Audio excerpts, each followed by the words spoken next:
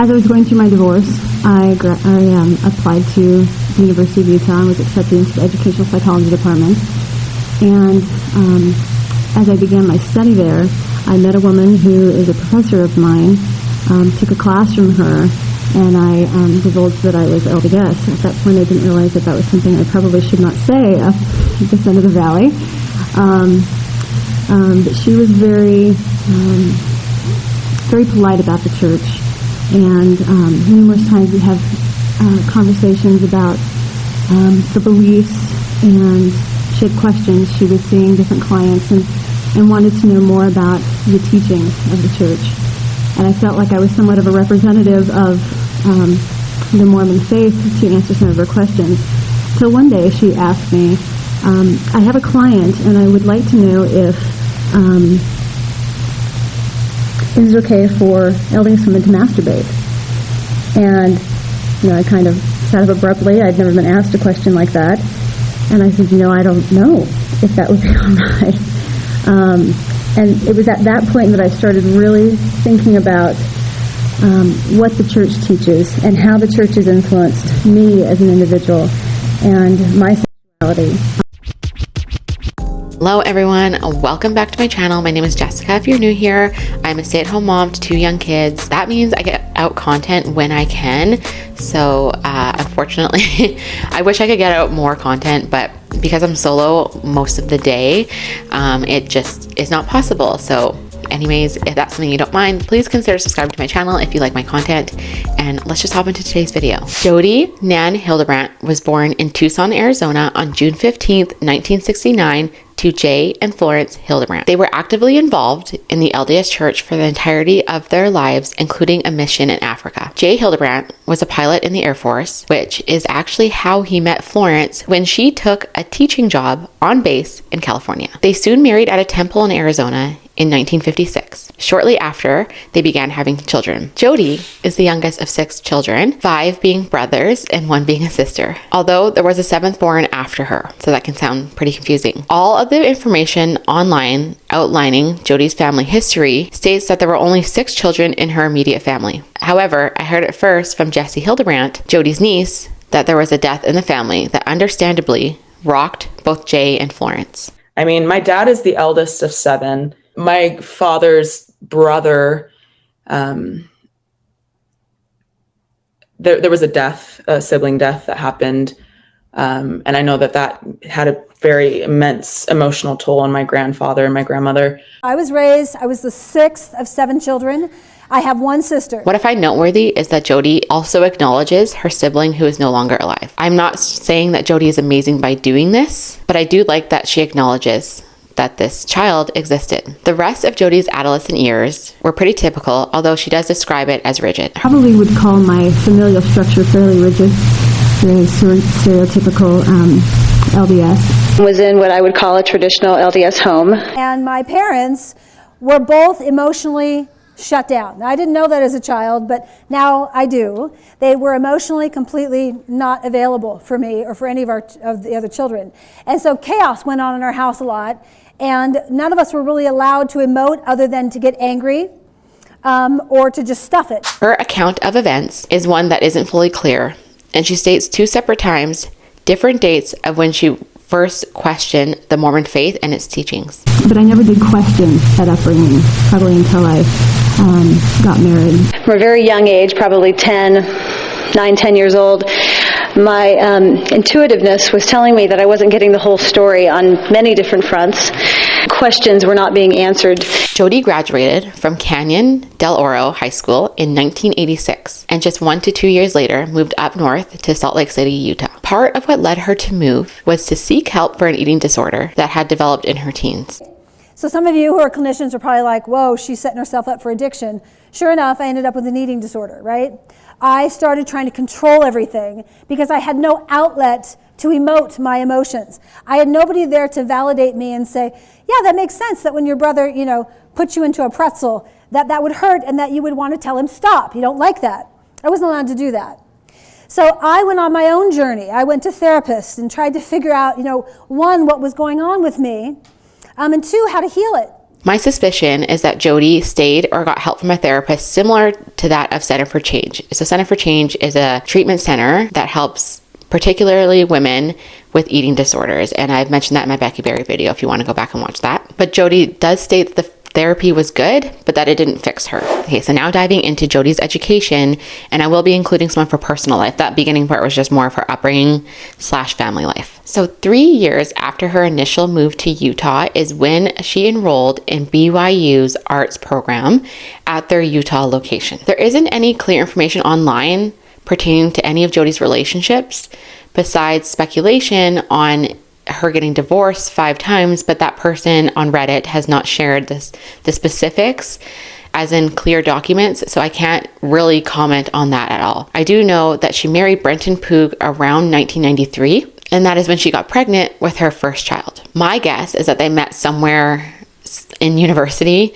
or at their church, since they were both active members of their church. She had her first baby in 1994, and shortly after got pregnant with her second child. There isn't anything very clear online about that either, and I'm not going to share their exact birth dates, but that's just the general year. Jodi left Brenton for unknown reasons, and they didn't divorce immediately. It was quite some time later. I think something like 7 years later is when she actually divorced Brenton, but she did share that her divorce rocked her, because growing up, if you grew up in any religion, you know that you're often not taught about divorce other than that it's evil and wrong. So she didn't have the support that she needed regarding that because it was so frowned upon, but she doesn't really go into any more specifics about that. So during all of this, she ended up graduating in December of 1995 with a Bachelor in Arts from BYU. And then around this time, like around 1999, is when I found court documents, 1998, 1999, I found court documents on which Brenton took Jodi to court and he was asking her to produce certain documents, but she didn't want to because she said it could be used against her in the future, which I did share in another video if you want to go back and watch that. And so after she left him during this time, like a few years later, she says it's when she left him is when she enrolled. So maybe it took her some time to apply and everything because she had, 2 young children at home. But in 1999 is when she started her master's in science at the University of Utah. Funnily enough, that's actually where Brenton went to university. And in my personal opinion, it is during these years in university that formed who Jodi became. I'm sure a little bit of the counseling she got from the eating disorder people, because as we see, it's all kind of intertwined. And from my other videos, I mean. So what I learned from Google, it doesn't mean it's correct, but what I learned from Google is that when you are doing your master's, you often start your thesis for your master's in the final year of school. But obviously, depending on the type of thesis you're going to write, if it's research-based, you're going to start earlier. So for Jodi, she started in her final 2 years of university. She had sat down with her chair, who had said that she was a really opinionated person. Not Jodi, but not the chair, but the chair would see Jodi as an opinionated person and very strong-willed. They sat down to discuss, and a chair is like your professor, is what I learned. I didn't go to university. I went to college, so I don't know that lingo. But she sat down with her, and that is Karen and Maloney. She sat down with her and discussed what her thesis was going to be about, and they landed on a topic that was intriguing to both of them. So Jodi shares 2 different accounts of this in 2 different talks she did at Sundance. Or I've heard it pronounced differently, but I'm going to pronounce it how it's written. I'm sorry if that bothers you. Her first account was that she started this thesis because it was something that interested her after she got married and chatted with her friends about sex. But what I actually see is that her initial story she told, not the I feel like the polished version of it is what she often did with her stories. Her first initial story when she was still a student and she was presenting that she had just started this was that her chair, which is Karen, asked her, she knew Jodi was LDS. And apparently in the Valley, you don't disclose that. I don't know why. Maybe it's just less Mormons there. Comment below if you know why. But she said that she didn't realize that was something you don't disclose. But her chair had said that she had a patient. So her Karen was not just a professor, but also a therapist. She had found out Jodi, I guess they maybe had some close relationship, which also shows us the dynamic that she's learned from such a young age, because she was 19 or 20 when she went to school, or maybe it was a few years later, I think 24. This professor asked her, sorry if you hear noise, this professor asked her if Mormons are allowed to wait, and Jodi said she's never been asked that question, and honestly didn't know the answer to that. So that, to me, that is a very weird line to cross. Like, why would you ask your student that question? It's very odd. That gave her the idea what she was going to make her thesis on. So her thesis was the experiences of LDS women and how their culture influences manifestations of their sexuality. And this was first presented at the Sunstone Symposium in 2001. What I find interesting about this topic is the fact that sexuality plays a massive role in her therapy sessions. It's like the main thing, and how she was with Jesse and the accusations that she made against them. One of the other reasons why Jodi did this, I don't know if I said this before, but Jodi was curious how the family structure played a role in women's sex and sexuality. So like their sex life and their sexuality. So I would think orientation and that sort of thing, once they got married, if anything had changed. So she enlisted the help of professors. There were 4 professors who wrote the questions for these women. I'm assuming some of them were male just based on the years that this occurred in. I feel like there was less teachers back then. I mean, that's just my assumption, doesn't make that fact. But so it's interesting. And the women were anonymous. They chose code names. And if they didn't choose a code name, Jodi assigned one to them. And 3 had pulled out during that time. So a couple things that I want to note about the thesis. If you want to go back and listen to it, I can link it below. It's really long and pretty boring. Only like the beginning parts of both of the times she presented was, okay, before I get into that, I want to share. So like I said, she was at Sunstone Symposium. And so what I want to share about that is, so I didn't know what that was. So I looked into what is the Sunstone Symposium. What I found is this thing on Google where it says is an annual symposium sponsored by Sunstone Education Foundation and held in Salt Lake City. So it's like, okay, cool. So didn't give me any information there. So then further searching, I Googled what is a symposium, and it says it's an academic conference. So then the suggested question it gave me was, what's the difference between a conference and a symposium? So a symposium is typically a smaller, more focused event that centers on a specific topic, while a conference is larger and covers a broader range of topics. So that's interesting. It was a very small type of conference for educators and academics, which is kind of interesting. Not interesting like I like it, but just interesting. So Jodi presented her thesis first in 2001. The recordings are kind of confusing to me because it sounds like they're from 2 different times, and I think that they are, but then it says 2001. I don't know if that's like when the internet started, I have no idea. She presented in 2001 that she had started her research, and then the other recording gives her findings, although she doesn't go that much into it because she says she only has an hour and she talks and rambles into different things. We don't learn everything about her thesis, and I've done searching for hours and just can't find her thesis online. And she had said she hopes that this will turn into a book. I also at some point would like to publish this in a book, and I think that it would give a fuller view. But I can't find that either. So it obviously wasn't that successful, and it's probably because she went into other things, which is the Jodi that we know today. So there are a few things now that we know what a symposium is, and then how she got into this. It's for LDS members too, by the way. I didn't say that, but it is for LDS members. I wanted to share a couple of things to note about her thesis that I found noteworthy personally. One of them is, and I'm reading just from my phone here just so I get my thoughts out properly, but that she uses working with these women for research purposes she's worked with clients for over 20 years, because she likes to say a lot of times in all her talks, and like this one YouTube one that I put out there, and that actually I saw Law and Crime posted about this, but I had found it well before. I've been working on my video for quite some time, that I've worked with clients for over 20 years. For the last 20 years, I've been trying to figure out how to help my clientele. I've been working with tens of thousands of people for 20 years.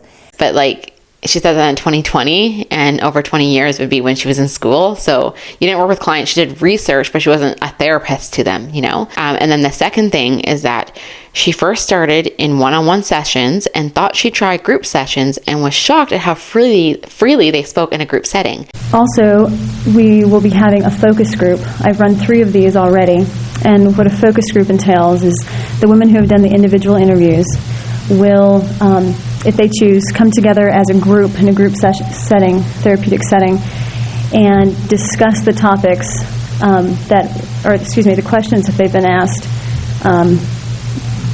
as a group. And I was under the assumption that it wouldn't be very animated, I guess, that people would kind of be very closed-mouthed, that they wouldn't say a whole lot. But to my surprise, it's been quite the opposite. So we know this is her type of therapy that she does now. Well, she's in jail now, so no. But that's like her history is she starts one-on-ones with people and then does group therapy, because she saw from a very early on in 2001 that people were willing to speak and just spill it, even in front of strangers and in a group setting. Maybe because they're all the same faith, that could be part of it. Because she said once she shared with these women that she was LDS, they felt more comfortable to then share with her. Another anecdote, I found that being a member of the church was extremely important to the women that I interviewed. I did not voluntarily offer this information, but someplace in the interview process they would ask me, are you LDS? And I was trying to be very unbiased and trying not to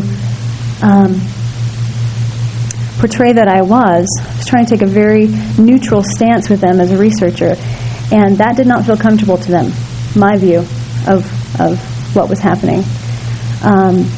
And I noticed that once I said, yes, I am a member of the church, but I'm going to be asking you questions, probably in a very cold way, tone, and you don't need to protect me or to teach me. I have my own understanding, my own testimony of my own beliefs. If you could just tell me about yours. It calmed them down, and I didn't feel like they were trying to convert me, if you will, to the teachings. I feel like I was given more genuine information and beliefs and feelings and values from them once they were put at ease that I did know what they were talking about. So maybe that's why she's keeping it within this, because if you meet people and you're doing therapy from all walks of life, not LDS, there's going to be people who are more skeptical, right? So actually now I'm unlocking this as I'm speaking to you guys, that she went the route of the LDS, not just from her faith, but because people felt more comfortable talking, and it was a controlled setting, if that makes sense. All her businesses were a controlled setting because they were all along the same lines, right?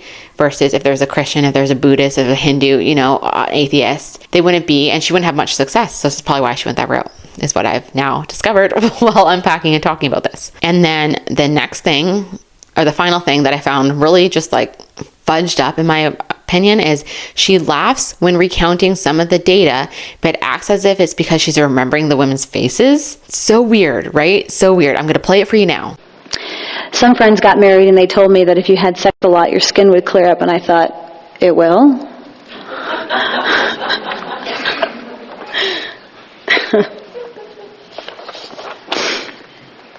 I keep smiling because I keep having these women's images in my head. I just feel so honored that they spoke to me. That's just like so weird. It sounds creepy to me, like she's, I'm just remembering their faces and what they shared with me. It's like, okay, that's so weird, especially because they shared deep, intimate thoughts about their sex life and their sexuality with her. And it's so weird. Like, I don't get the point of this research personally.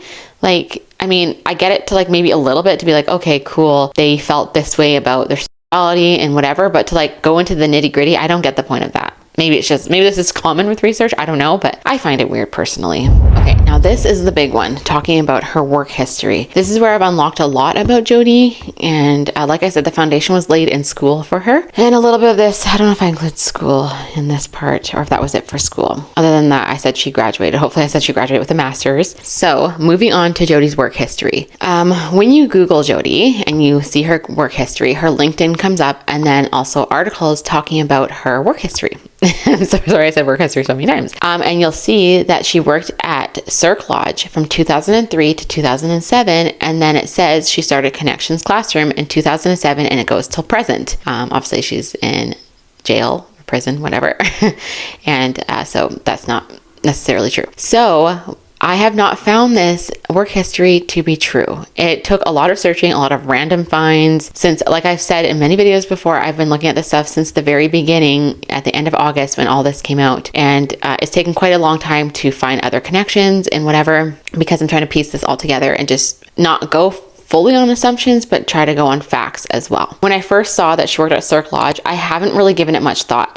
She says she's worked with people with addictions, like drug and alcohol addictions, and I looked that up, and I looked up Cirque Lodge before, and I was just like, okay, cool, it's just a rehab facility. I didn't really think anything of it until I looked into it yesterday when I was just finishing all my research with this video before deciding to sit down and record.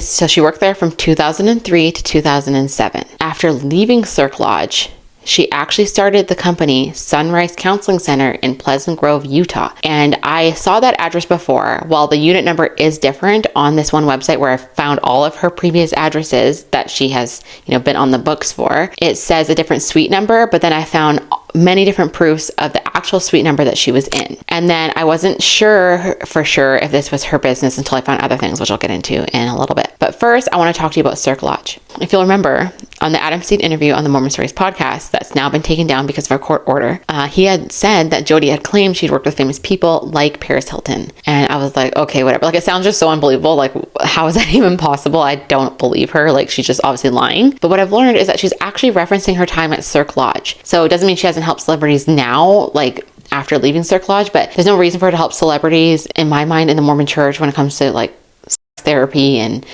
family issues, marital issues, children issues. It comes from working at a rehab facility, which makes sense. We all have heard like our whole lives about celebrities going to rehab facilities time and time again. But the facility that she worked at is the place for famous people to go to who don't want people to know that they went there. And people don't find out often until many years later, like the people I found out who went there. There are lots of famous places in like Malibu, for example, that have rehab facilities that celebrities go to, but those people find out about it all the time because it's like in their neck of the woods, where if they go to Utah, they're in the mountains and no one sees them. And that's actually one of the selling features for having celebrities go there, is the fact that they're in the mountains. No one's gonna know that they're there. Cirque Lodge is a small, quintessential mountain lodge nestled in the trees at the base of the Cascade Cirque in the mountains of Sundance, Utah. The lodge is luxurious, it's private, it's anonymous. And I'm assuming that they sign like NDAs and stuff like the staff, that they can't really talk about who went there.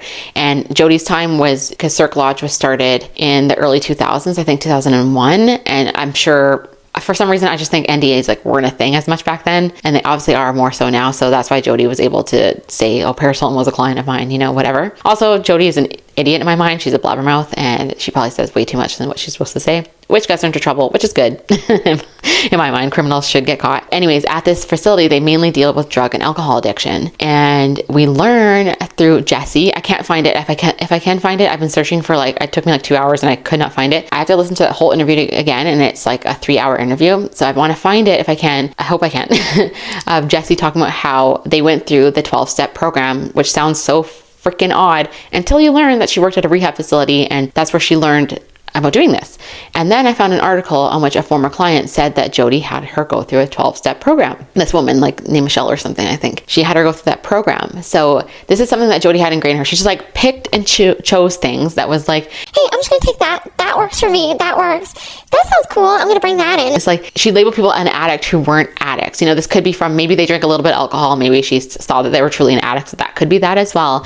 But she clearly takes bits and pieces from things she learned throughout her life and be like, I'm gonna use that. And all these people are addicts. They're addicts for everything. Also because we learned from Jessie and from other people that therapy is not an actual, or sex addiction is not an actual thing that is recognized under your insurance for therapy. Addiction is not, validated in the DSM-5. They can't actually bill insurances for it. So you have to label them as an addict in some sort of way, which drug and alcohol addiction, I think, is. So that's probably why she does that. Before we move on from Cirque Lodge, I want to show you guys who has been to that facility, and I'll color code it or show you something of which these celebrities were there when Jodi was there. So let me grab it from my phone. Okay, so more recently, Cara Delevingne, I don't really know how to say her name, honestly. She's a famous actress. She went to Cirque Lodge in Utah. This is shocking to me. Lindsay Lohan, I'm a millennial, so a lot of movies I watched were with Lindsay Lohan in them. She went in 2007, it says. Eva Mendes, she is married to Ryan Gosling. You know, Ryan Gosling, we all think he's so attractive. Not we all. He's Canadian. She went there in 2008, and remember, Jodi left in 2007, so she wasn't there at that time. Demi Moore went in 2012. It says she was treated for anorexia and addiction to prescription pills. So this person was there when Jodi was there, which is Mary-Kate Olsen. Did you guys watch Full House growing up? Like I shared, I'm a millennial. That was like my show after school. I'd watch that. So that's crazy that Mary-Kate Olsen was there during that time when Jodi was there. And we all know who Heather Locklear is, but Richie Sambora, I don't know who that is. Sorry to those who may be a fan of him, but he was also there during that time when Jodi worked there in 2007. And then this last one I wanted to share is Kirsten Dunst. If you watch Spider-Man, a lot of other movies, like teenage style movies I can put on the screen, whatever. She went there in 2008, so after Jodi had left. But that is very crazy. So I was dismissing Cirque Lodge when I first looked into this, like well over a month ago. But it's a pretty significant moment in Jodi's life because of the people that she knows from there who started it, and who knows what other kind of connections she got from working at Cirque Lodge, right? It's just, that's mind-boggling to me. So that's part of her history that we know. And now I want to get into the rest of her work history. Okay, so moving on further in Jodi's work history, we're going to look at what I mentioned before, which is Sunrise Counseling Center. So at first, when I was looking into it, from all the little things I found, which I'll share in a little bit, I thought that Jodi was just like an employee at Sunrise Counseling Center because of this lawsuit that I had found where she was mentioned in it. It said Sunrise Counseling Center and Jodi Hildebrandt. So I thought, oh, they're just like, kind of have her back or whatever, you know, like she works for this company. But then I found out more things. And then I found out that from other documentation is that she was most likely the primary therapist there. I can't find any information about any other therapists that work there, so it seems like it was just her business. But Jesse had mentioned that they were at work with Jodi, and this was in like 2009. They went to work with Jodi and was like in a closet like the whole shift that Jodi was working. But the distance that Jesse had ran away from there seems really far. And then they also said that Jodi's workplace was in Thanksgiving Point, and this business address is not in Thanksgiving Point, but it does corroborate Adam's story where it says him and his wife got therapy off State Street. And this is in her, she worked in Lehigh in like the, what's that area called in Lehigh with the golf course? I think Thanksgiving Point. She worked in Thanksgiving Point. We drove to this place. I think it was in Lehigh, Utah, off of State Street or something. So this address is off State Street. I mean, there's a lot of businesses off State Street, but this is one of them. So if I do find the information about another place that Jodi worked at, I will definitely do a video about that. And then I also think that maybe she used someone's office space, like maybe someone else that she knew, because Jesse had mentioned that they were thrown a jacket, like someone put a winter jacket in Jodi's office. They don't know if that person did it to help them or if it was coincidence or something. So Jodi would have had to work somewhere else as well with other people. Yeah, so I haven't found anything. It's, oh my gosh, it's so hard to find stuff. It takes so much work to find anything that's like noteworthy, you know what I mean? So my confirmation that Jodi is the owner of this business and this is her business was first, I found this YouTube video of the office space. She was wanting to sublease it, and it was like in 2014 or something. I'll put that on the screen as well to confirm with you guys. This is her business. So it says Sunrise Counseling Center. And then if you look inverted, because it shows that this is the office, Suite 101, that was up for sublease, you can see backwards there, it says Connexions. So I found that, I was like, yes, okay, this is confirmation that this is the exact place in person, you know, whatever. And then I found business registration for Sunrise Counseling Center. It shows that it is Jodi Hildebrandt. It says registered agent or whatever. And then when I scrolled down, I could see that it said the former name of this business was Jodi Hildebrandt Inc. Ding, ding, ding. This is her business. That was like my thing, like, yes, that's like my smoking gun. This is her business, that it was called this. And then there's that lawsuit. The lawsuit says Jodi and Sunrise Counseling Center, which is what I said. And she was being sued by Lifestar Network in 2013 for trademark infringement. Trademark infringement, I was looking it up, has to do with someone using something like your exact language that you use that no one else uses, and you have to prove it with reasonable doubt. So from what I could see is that Jodi lost it, is my thing that I saw, and she continued using the trademark of Lifestar. So you may be wondering who Lifestar is. Well, Lifestar was founded by Daniel Gray. I said Dan because he goes by Dan, but it's Daniel Gray. It says on their website like over 20 years, but I found something else that says he's been doing it for 30 years. So he licenses his therapy program, which is about addiction, and he believes, just like Jodi, that if you watch a little bit of corn or whatever, like all the practices that Jodi believes, he also believes, which is where she got her thinking all this from, was from the lifestar programs. This is a Mormon church thing. Jodi used to run Lifestar Utah County back when I lived with her, and that Lifestar is one of those programs. And he licenses it out to therapists. I found many businesses, which I won't share those because they have nothing to do with the story, but many businesses who use Lifestar, and they're like a known therapist, but they use Lifestar. It even made its way to Canada, which is crazy to me. I'll read a little bit of what Lifestar says on their website. Okay, so this is just like the general thing. It says therapeutic specialties. For over 30 years, the team at Lifestar has focused on saving relationships by creating a dual track curriculum that addresses both sides impacted by negative behavior. While we help our clients in all realms of mental health, our core focuses are recovery from free and sexual compulsivity and relational trauma. Everyone is welcome. Any faith oriented. Yeah, okay, so that may be true, but it's primarily the LDS is what I've seen. It says that negative sexual behavior can come in many forms. So excessive viewing of, which you can see on the screen, compulsive masturbation, emotional or sexual infidelity, illegal acting out. So this is like their main focus. From what I've seen with these programs is that even if you dabble in a little bit in your life, you've done that a little bit, you're labeled as an addict, which, and not just that, is that you are compared to someone who unalives people, that is wild to me, absolutely wild. And then I also found out that one of Lifestar's clients is actually the LDS Church. So they refer members out to, it says Lifestar Counseling Network therapists within the LDS Family Services, which we know that Jodi was on the LDS Family Services referral list. It says they took her off when she lost her license temporarily there when Adam Steed reported her. There's no information on if she was put back on the list, which I fully 100% believe that she was put back on their referral list based on the timeline of everything that we've heard, but doesn't mean that's true. That's just like my personal assumption that she was put back on that list. You may be wondering, like me, like how did she even get into Lifestar? And I can't find anything. Honestly, I can't find connections. I've been trying really hard. My assumption is that the connections happen through the church, and perhaps maybe Dan worked at Cirque Lodge, but I can't find their staff archives. I can only find the current staff and when they started, but he's not on that list because obviously he started like a massive company, Lifestar Network. So yeah, I can't find anything like that, but I just assume that they either met at the church or through work. But again, I can't confirm that, but that's just my assumption. So this is another pillar in who Jodi became and how her programs became to be and why they're so wild. She's not the only one who thinks this. Yes, she went into ABUSE, which I don't believe any of the other people agree with. So to wrap up this portion of her career, she did Lifestar programs within her business for another 5 more years from that lawsuit. So she did it from 2007 to 2018, and then Connexions wasn't started until 2018. So she registered for Connexions Classroom on April 16th, 2018, and operated it out of a PO box, which is kind of interesting. I don't know why she wouldn't have done it off the same business she was doing before. She probably couldn't afford it or whatever, who knows. And she was working out of her home, but then didn't want her home address as it, even though she ended up doing her mental fitness trainers one out of her home in Ivins.